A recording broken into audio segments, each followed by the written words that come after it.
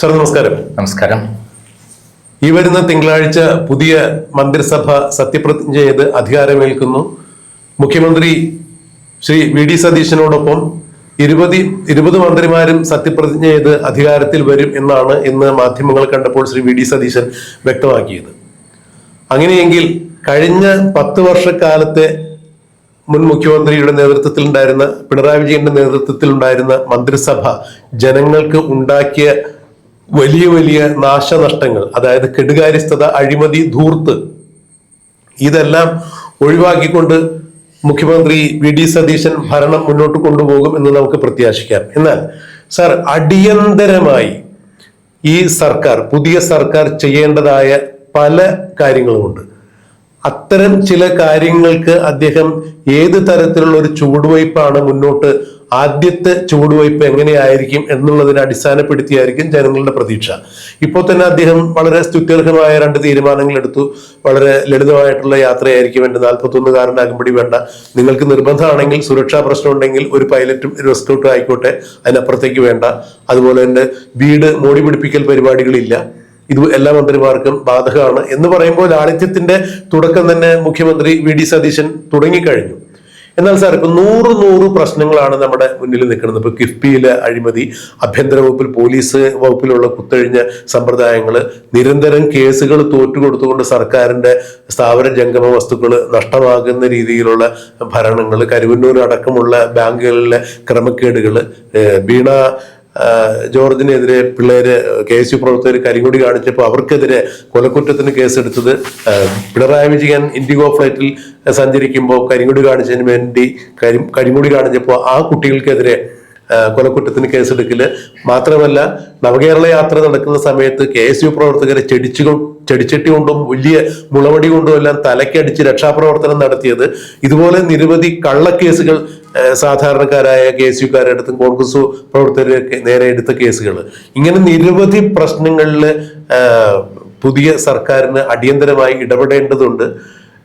ഞങ്ങൾക്ക് നീതി കിട്ടാതിരുന്നപ്പോൾ ഞങ്ങളുടെ സർക്കാർ അധികാരത്തിൽ വരുമ്പോൾ ഇതിനൊക്കെ പകരം ചോദിക്കും എന്ന് വിശ്വസിച്ചിരിക്കുന്ന യൂത്ത് കോൺഗ്രസ്സുകാരും KSU പ്രവർത്തകരും ഒരു ഭാഗത്ത്, ഇവർക്കെല്ലാവർക്കും നീതി നൽകുന്ന തരത്തിൽ എന്നാൽ പക്ഷപാതപരമായി പെരുമാറുന്ന ഗവൺമെന്റ് ആയിരിക്കില്ല എന്നുള്ളൊരു സ്ട്രാറ്റജി കൂടി മുന്നോട്ട് വെച്ചുകൊണ്ട് വി ഡി സതീശൻ മുന്നോട്ടേക്ക് പോകുമ്പോൾ അടിയന്തരമായി അദ്ദേഹം എന്ത് തരത്തിലുള്ള ഒരു പ്രവർത്തന പരിപാടിയായിരിക്കും സ്വീകരിക്കുക?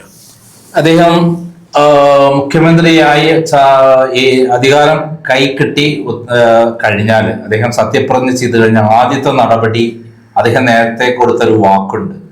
തിരുവനന്തപുരത്ത് ഒരു കൊല്ലക്കാലം സമരം നടത്തിയ ആശാ വർക്കർമാർക്ക് പറഞ്ഞിട്ടുണ്ട്, 10 മിനിറ്റ് കൊണ്ട് ഞാൻ തീർക്കാവുന്ന ഒരു പ്രശ്നമാണ്, ഞാൻ അധികാരത്തിലെത്തിക്കഴിഞ്ഞാൽ തീർച്ചയായും 10 മിനിറ്റ് കൊണ്ട് ഉത്തരവ് ഉണ്ടാകും എന്ന് അദ്ദേഹം പറഞ്ഞിട്ടുണ്ട്. അദ്ദേഹത്തിന്റെ ആദ്യത്തെ നടപടി ഈ പറയുന്ന ആശാ വർക്കർമാരുടെ ഓണറേറിയം കൂട്ടിക്കൊണ്ടുള്ള ഉത്തരവായിരിക്കും എന്നാണ് ഞാൻ കരുതുന്നത്. CPM-കാരുടെ അടക്കം, സാധാരണക്കാരുടെ അടക്കം, സ്ത്രീകളുടെ അടക്കം വോട്ട് UDF-നാക്കി എടുത്തതിന്റെ മുഖ്യ ഒരു കാരണം ഈ ആശാ വർക്കർമാരോട്, അതായത് അടിസ്ഥാന വർഗത്തിൽപ്പെട്ട ഈ പാവപ്പെട്ട സ്ത്രീകളോട് പിണറായി വിജയൻ കാട്ടിയ അതിക്രൂരതയാണ്. ഒരു മനുഷ്യരോട് കാണിക്കാൻ പറ്റാത്ത, മൃഗങ്ങളോട് പോലും കാണിക്കാത്ത ക്രൂരതയാണ് ഈ ആശാ വർക്കർമാരെ കൊടും വെയിലത്തും മഴയത്തും നിർത്തി അദ്ദേഹം സമരം നടത്തിച്ചത്. ഒരു രാപ്പകൽ സമരം നടത്തി അവസാനം തലമുണ്ടനം ചെയ്ത് അവർ പൊട്ടിക്കരഞ്ഞത് ലോകം മുഴുവൻ കണ്ടതാണ്. ഒരു സ്ത്രീയുടെ ഏറ്റവും ഇഷ്ടപ്പെട്ട സംഭവങ്ങൾ ഒന്നാണ് മുടി എന്നുള്ളത്. ആ മുടി മുണ്ടനം ചെയ്ത് അവര് പ്രതിഷേധിക്കുമ്പോൾ അവര് പൊട്ടിക്കരഞ്ഞുകൊണ്ട് പറഞ്ഞത് ഇതിന്റെ ശാപം പിണറായിക്ക് ഉണ്ടാകും എന്നുള്ളതാണ്. അത് തീർച്ചയായിട്ടും ഫസ്റ്റ് മുഖ്യമന്ത്രി എന്ന നിലയിൽ അദ്ദേഹം ചെയ്യാൻ പോകുന്ന ആദ്യത്തെ നടപടി അതായിരിക്കും എന്നാണ് ഞാൻ വിശ്വസിക്കുന്നത്. പിന്നെ സാർ, പറഞ്ഞപ്പോ KN ബാലഗോപാല് മുൻ ധനകാര്യമന്ത്രി അദ്ദേഹം പറഞ്ഞത് 4000 കോടി രൂപയുടെ നീക്കിയിരിപ്പ് ഖജനാവിലുണ്ടെന്നാണ് പറയുന്നത്. നമ്മള് ഉൾപ്പെടെയുള്ള എല്ലാ മാധ്യമങ്ങളും മനസ്സിലാക്കിയിരിക്കുന്നത് വിവരാവകാശ നിയമപ്രകാരം നമുക്ക് കിട്ടിയിരിക്കുന്ന ആ രീതി അനുസരിച്ച് 6 ലക്ഷം കോടി രൂപയുടെ ബാധ്യതയുണ്ട് കേരളത്തിന് എന്നുള്ളതാണ്. ഇവിടെ ധനമന്ത്രി പറഞ്ഞു 4000 കോടി രൂപയുടെ നീക്കിയിരിപ്പുണ്ടെങ്കിൽ അത് കൃത്യമായി നോക്കി മനസ്സിലാക്കുക. മാത്രമല്ല ആഭ്യന്തരം, വിജിലൻസ്, പൊതുഭരണം എന്നീ സെക്രട്ടറിമാരിൽ നിന്ന് കൃത്യമായ കാര്യങ്ങൾ ചോദിച്ച് മനസ്സിലാക്കുക. പിണറായി വിജയൻ സർക്കാരിന്റെ പാർശ്വവർത്തികളായിരുന്ന ഇവരെയെല്ലാം അടിയന്തരമായി നീക്കിക്കൊണ്ട് ഇപ്പൊ തന്നെ ചീഫ് സെക്രട്ടറി ജയതിലകൻ ചില ഫയലുകളൊക്കെ, അത്യാവശ്യ ഫയലുകൾ നശിപ്പിച്ചു എന്നുള്ള ചില വാർത്തകളൊക്കെ പുറത്തു വരുന്നുണ്ട്. അതായത് പഴയ സർക്കാരിന്റെ ചില വഴിവിട്ട ഇടപെടലുകൾ സൂചിപ്പിക്കുന്ന ചില ഫയലുകളൊക്കെ ഇതിനോടകം തന്നെ നശിപ്പിക്കപ്പെട്ടു എന്നാണ് പറയപ്പെടുന്നത്. അങ്ങനെയെങ്കിൽ സമൂലമായ ഒരു അഴിച്ചുപണി ഉദ്യോഗസ്ഥ തലത്തിൽ, അതായത് സെക്രട്ടേറിയറ്റ് തലത്തിൽ തന്നെ അത് ചെയ്യേണ്ടതായി വരും. അങ്ങനെ ചെയ്യുമ്പോൾ തീർച്ചയായും പല ഉദ്യോഗസ്ഥന്മാരെയും മാറ്റി നിർത്തേണ്ടതായി വരും, പോലീസിൽ ഉൾപ്പെടെ. അതൊരു വലിയ ഉത്തരവാദിത്വം തന്നെയല്ലേ. അതായത് പോലീസ് എന്ന് പറയുന്നത് പിണറായി വിജയൻ കഴിഞ്ഞ 10 വർഷം കൊണ്ട് തൻ്റെ ഇഷ്ടപ്രകാരം കള്ളക്കേസ് എടുക്കാനും അതല്ല ശരിയായ കേസുകളിൽ അട്ടിമറിക്കാനും ഒക്കെ നടത്തിയിട്ടുള്ള ഞെട്ടിക്കുന്ന ധാരാളം സംഭവങ്ങൾ നമ്മുടെ മുന്നിലുണ്ട്. എനിക്കെതിരെ തന്നെ കേസെടുത്തത്, അതേപോലെ തിരുവനന്തപുരത്ത് ഷാജൻ സ്കറിയക്കെതിരെ എടുത്ത പോലുള്ള കേസുകൾ എന്ന് പറയുന്നത് വെറും കെട്ടിച്ചമച്ച കേസുകളാണ്. എന്നിട്ട് രാത്രിയും പകലും ഇല്ലാതെ അത്തരം പോലീസ് ഓഫീസർമാരുണ്ട്, ചില പോലീസ് ഓഫീസർമാരെ അതിനായി നിയമിച്ചിട്ടാണ് ഇത്തരം കാര്യങ്ങൾ ചെയ്തിട്ടുള്ളത്. അപ്പൊ സമൂലമായ ഒരു അഴിച്ചുപണി പോലീസ് വകുപ്പിൽ ഉണ്ടാകേണ്ടത് വളരെ അത്യാവശ്യമാണ്. അപ്പൊ അത് ആദ്യഘട്ടത്തിൽ തന്നെ ഉദ്യോഗസ്ഥ തലത്തിൽ തന്നെ പല അഴിമതിക്കാരായ ഉദ്യോഗസ്ഥന്മാരെ പ്രധാനപ്പെട്ട പോസ്റ്റുകൾ നിയമിച്ച് അഴിമതി നടത്തുന്നത് സ്ഥിരമായിട്ടുള്ള പരിപാടിയാണ്. അത്തരം ആളുകളെയും കൃത്യമായിട്ട് VD സതീശൻ അറിയാം. അതൊരു അഴിച്ചുപണിയും ഉണ്ടാകും എന്നുള്ള കാര്യത്തിൽ ഒരു സംശയമില്ല. കാരണം ഈ 2 അഴിച്ചുപണി നടത്തിയാൽ മാത്രമേ സുഗമമായ ഭരണം നടത്താൻ പറ്റുകയുള്ളൂ എന്നുള്ളതാണ് സത്യം. അല്ലാത്ത പക്ഷം വീണ്ടും പഴയ പിണറായി വിജയന്റെ അതേപോലെ അവർ പിണറായി വിജയൻ പാർശ്വവർത്തികളായിട്ട് അതുപോലെ പ്രവർത്തനം അവർ നടത്തിക്കൊണ്ടിരിക്കും. അപ്പൊ ഇത് 2 കാര്യങ്ങളും വളരെ പ്രധാനപ്പെട്ടതാണ്. കിഫ്ബി പോലുള്ള നമ്മളെ നാടിനെ നശിപ്പിക്കുന്ന പദ്ധതികളിലുള്ള വെള്ളാന അതിന്റെ അകത്ത് ധവളപത്രം ഇറക്കാൻ സാധ്യതയുണ്ട്. കാരണം കേരളത്തിന്റെ കടം 6 ലക്ഷം കോടിയാണെന്ന് ജനങ്ങളെ കൃത്യമായി ബോധിപ്പിക്കേണ്ട ഉത്തരവാദിത്തമുണ്ട്. കാരണം പുതിയതായി ജനിച്ചു വരുന്ന ഒരാൾക്ക്, പെൺകുട്ടിക്ക് 1,70,75,000 രൂപയാണ് കടം. ആ കുട്ടി ജനിക്കുമ്പോൾ 1,70,75,000 രൂപ കടം വെച്ചിരിക്കുകയാണ് കുട്ടീന്റെ ബാധ്യതയായിട്ട്.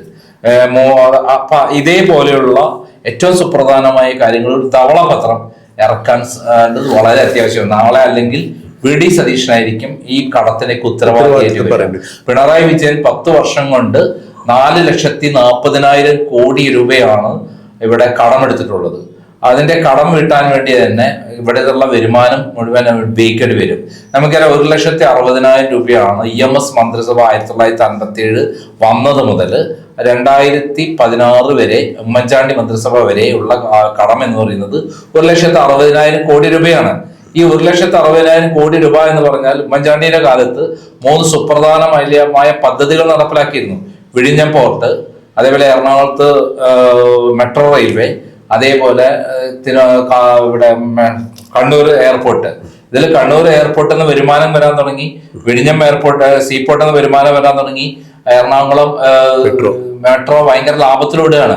ഇനി അത് എക്സ്റ്റെൻഡ് ചെയ്ത് അങ്കമാലി വരെയും അതേപോലെ തൃക്കാക്കര വരെയും ഒക്കെ നീട്ട് വർക്ക് തുടങ്ങിയിട്ടുണ്ട്, തുടങ്ങാൻ പോണുണ്ട്.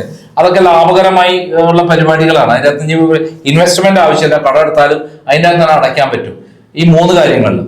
എന്നാൽ ബാക്കി ധാരാളം ഈ പിണറായി വിജയന്റെ കാലത്ത് ഉണ്ടായിട്ടുള്ള അതൊക്കെ നേരത്തെ അതിനകത്ത് ഈ ധനകാര്യ വകുപ്പ് ബജറ്റിൽ അംഗീകരിച്ചുള്ള ബഡ്ജറ്റിൽ ഉണ്ടായ കാര്യങ്ങൾ ഉമ്മൻചാണ്ടി വരെ. അതുകൊണ്ട് പുതിയ ഇൻവെസ്റ്റ്മെന്റ് ആവശ്യമില്ല. ബാക്കി 4,40,000 കോടി രൂപ എന്തിനു ചെലവഴിച്ചു? അതിലുള്ള ദൂരത്തിനെ കുറിച്ച് കൃത്യമായി പഠിച്ച് ഓരോ ഡിപ്പാർട്ട്മെന്റിലും ചെലവഴിച്ച പണത്തിന്റെ സ്രോതസ് എന്താണെന്നും അതിനെന്താ ചെലവ് ചെയ്തെന്നും ശരിയായ കണക്ക് എന്താണെന്നും ശരിക്കും പഠിച്ചൊരു അന്വേഷണം നടത്തുന്നത് അത്യാവശ്യം. അങ്ങനെയാണെങ്കിൽ ഈ 4,40,000 കോടിയിൽ ഏറ്റവും ചുരുങ്ങിയത് ഒരു 2.5-3 ലക്ഷം കോടി തട്ടിപ്പ് നടത്തിയിട്ടുണ്ടായത് നമുക്ക് കാണാൻ പറ്റും. കാരണം കേരളത്തിൽ പുതുതായി ഒരു വലിയ പദ്ധതി ഒന്നും വന്നിട്ടില്ല. സാധാരണയുള്ള പ്രോസസ് അല്ലാതെ എന്താ ഉള്ളത്? ആ പ്രോസസ് അല്ലാതെ എന്ത് പദ്ധതിയാണ് പിണറായി വിജയൻ പദ്ധതി നിശ്ചയിച്ചു നടക്കുകയും ചെയ്തില്ല.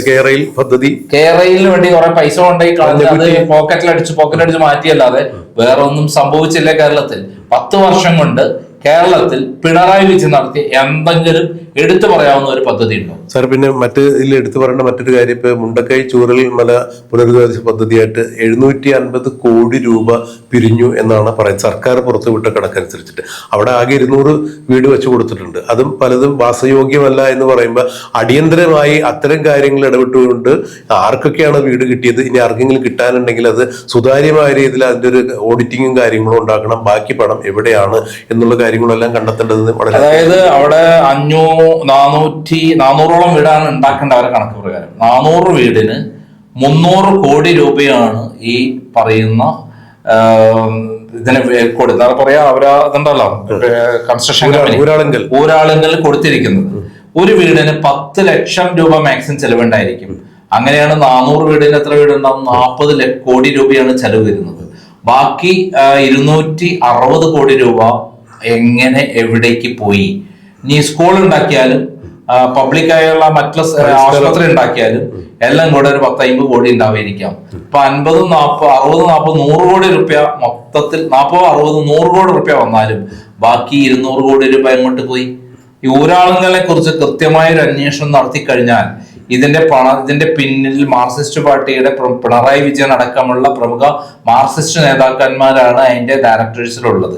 അവരുടെ കള്ളപ്പണ നിക്ഷേപം നടത്തുന്നതും അതിൽ കൂടെ വരുമാനം വൈറ്റുമണിയേറ്റ് കിട്ടുന്നതുമായ ഒരു പരിപാടിയാണ് ഊരാളുങ്കൽ. ഊരാളുങ്കലിനെ കുറിച്ച് കൃത്യമായി ഒരു അന്വേഷണം നടത്തി ബ്ലാക്ക് ലിസ്റ്റ് പെടുത്തുന്ന ഒരു കമ്പനിയെ ഡിക്ലെയർ ചെയ്യണം. ഈ മുണ്ടക്കൈ ദുരന്തത്തിൽ ഉണ്ടായിട്ടുള്ള ആ വീടുകളുടെ നിർമ്മാണത്തിലുണ്ടായ അപാകതകൾ തന്നെ ഉപയോഗിച്ചുകൊണ്ട് അവരെ ബ്ലാക്ക് ലിസ്റ്റ് പെടുത്താം.